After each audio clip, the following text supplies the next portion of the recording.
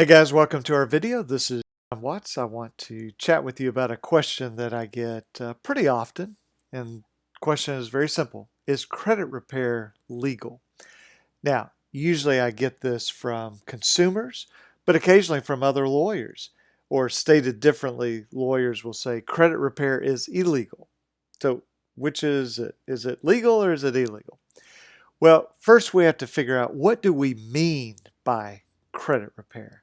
So let me give you some examples. If by credit repair we mean getting a new social security number, changing our identity, things of that nature, no, that's not legal.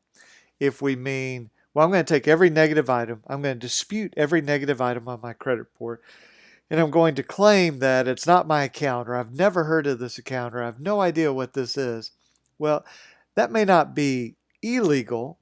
It's stupid, I think. I do not recommend that at all, because almost always within negative accounts, there are factual errors. And so you have a legitimate basis to dispute.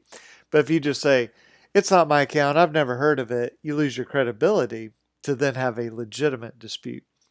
But if we mean disputing any and all factual errors, if that's what we mean by credit repair, then absolutely, that is 100% legal to do and appropriate to do. Which then leads to the next question, well, should I hire a credit repair company or should I do it myself? And we'll cover that in another video. But I just, with this video, wanted to say, is credit repair legal? Yes, if by credit repair we mean legitimately disputing items on our credit report that have errors on them. Okay, then that is 100% legal. Now, it's sort of a gray area. Is it legal to dispute stuff and give an incorrect reason for it? I'm not sure I would say it's illegal. I'd say it's improper to do that. In other words, I think the proper way to dispute is to say, I'm disputing my Capital One account because it has these errors in it.